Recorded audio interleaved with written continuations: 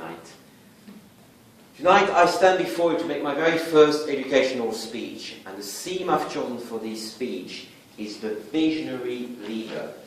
About a month ago, I stood before the member of the Toastmasters Club I've recently created, London Victorian, and I had to make a speech to them on what my vision for the club was.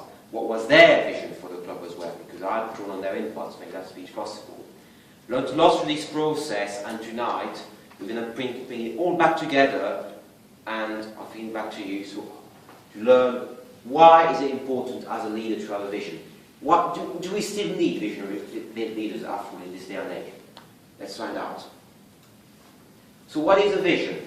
A vision is a mental picture of a desired end goal, objective or aspiration.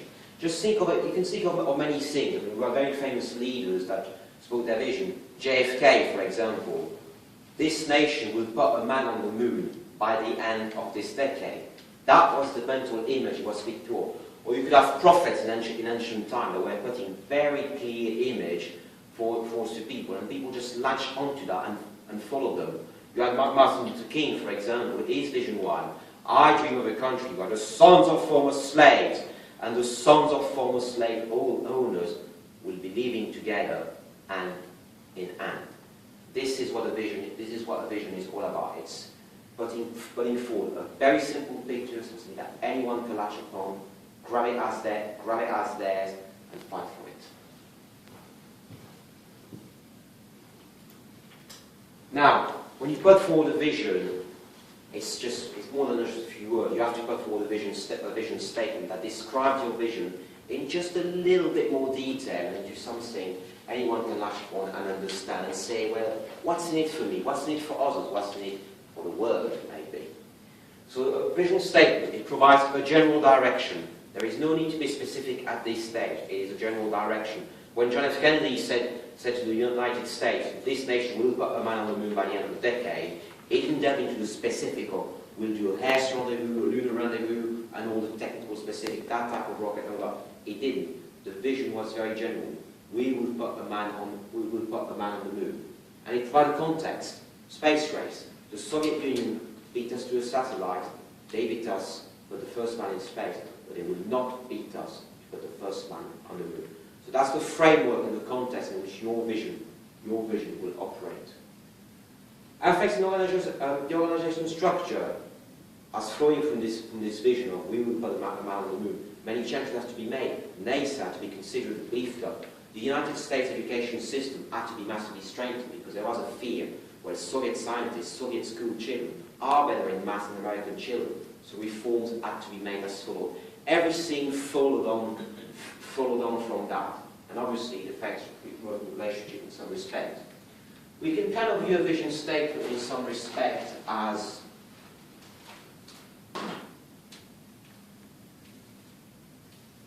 like an inverted tree, so to speak. This is the vision, this is your objective, and many other things just latched onto that, so to speak.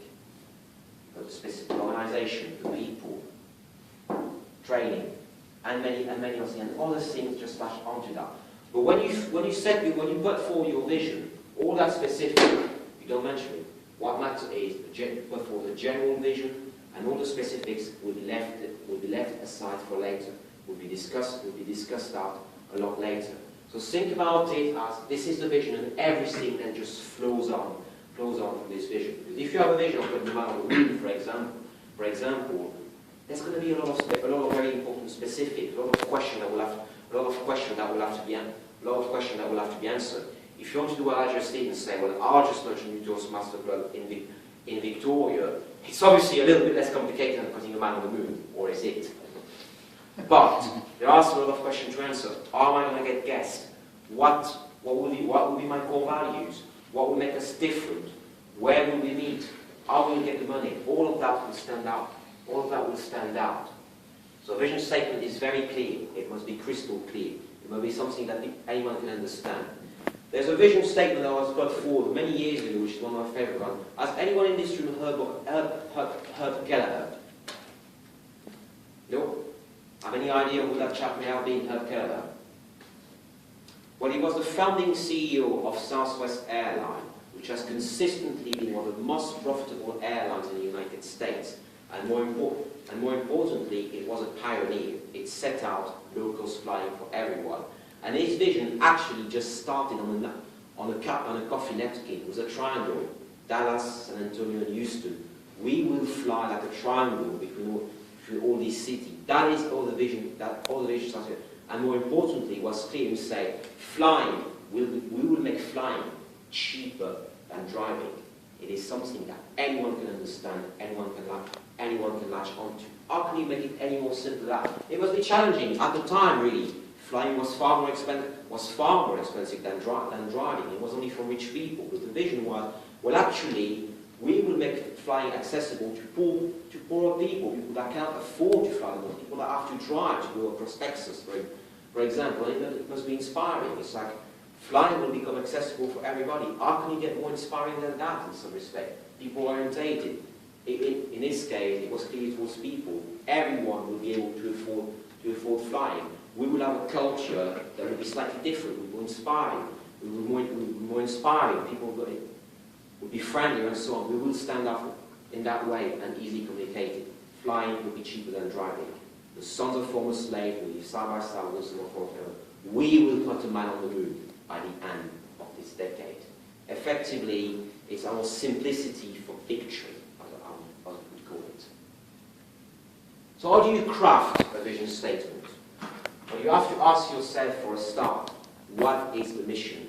What are we trying to achieve out there? And something that's lashed onto that is, what makes us unique? What makes us special?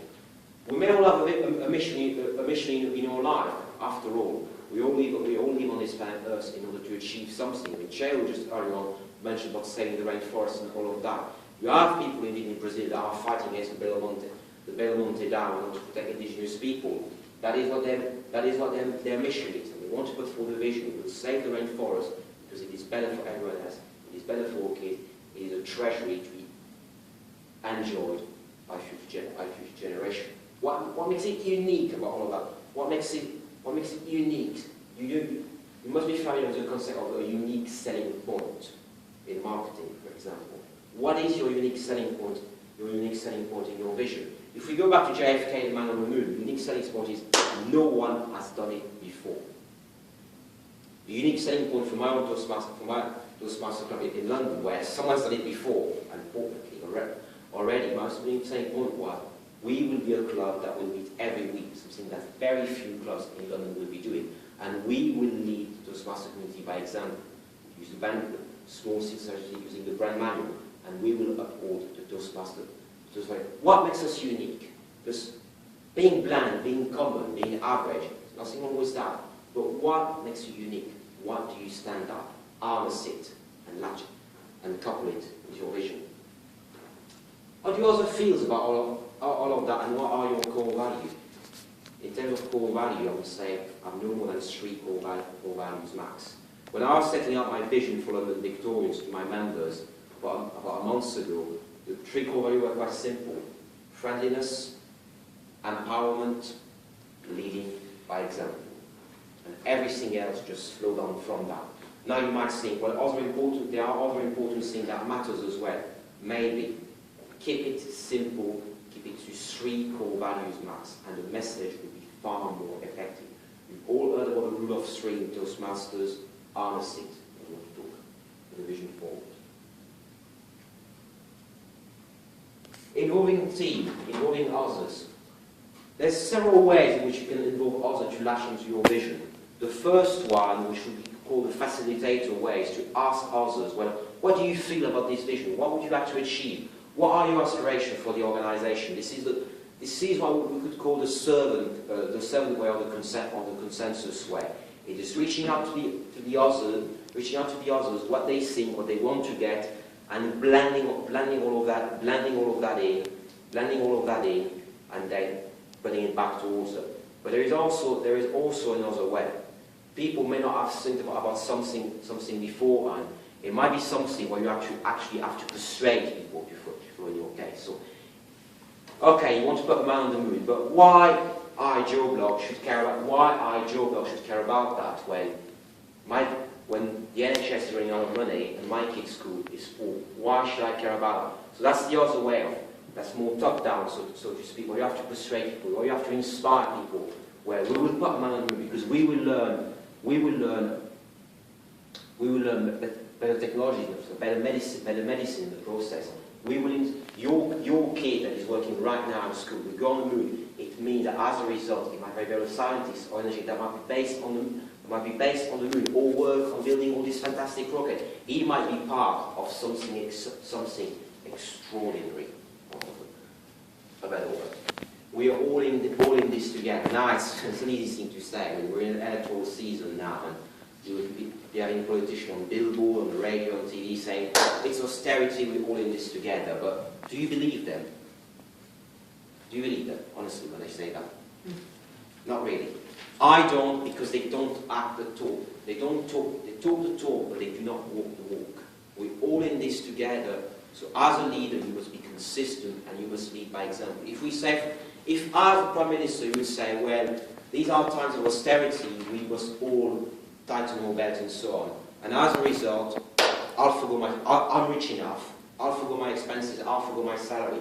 It can become a little bit gimmicky, but your message becomes far more powerful because here is someone that is willing to take a risk for himself, to put himself forward, to stand for what he believes in individually. So you might want to talk the talk, but you must walk the walk as well. Otherwise, the message is worthless and inconsistent. Now, how do you help others to embrace the vision? Emphasize the vision at all times. Your vision is your end goals. As we spoke about earlier, all of this, it might all seem quite separate. It might all seem just to have no relationship to each other, but it all feeds into one thing. This end goal that you have in mind. And you must re-emphasize all the time. It's easy when you talk about something to be distracted, to be lost into detail, lost into the smaller picture. Remind your people that they are working for something greater than themselves. There is a big picture, there's a big goal, there's a big picture at the end. The small pictures must feed right there into the big picture. This is something one mustn't forget and one must re-emphasize at all times. We're all in this together, and everything we're doing, all the things that may seem to have no relationship whatsoever with each other, they all feed into one objective. This is the vision we all agree and we all stand for. Be enthusiastic. Explain what's in it for me. How will I benefit from, whether it's one of your customers, a member of the public, or someone that works with you. It can be something as simple. You will be part of something extraordinary. You will be one of the first person to do that. You'll be one of the first person to do that, and your name will be out there. Or it could be something else. You learn new skills. You will feel better. Or as Cheryl said previously, you will help making the planet a better place for you, for me, and for your children and the next generations to come. Now I'd like to conclude this with a wonderful quote from Antoine de Saint-Exupéry, which is a very famous French aviator that sadly died a little bit too young. He was shot down in 1944 over the Mediterranean Sea as he came back from a mission. If you want to build a ship, don't draw up people to collect food and don't assign them a task, and instead teach them to long for the endless immensity of the seas. Mr. Toastmasters.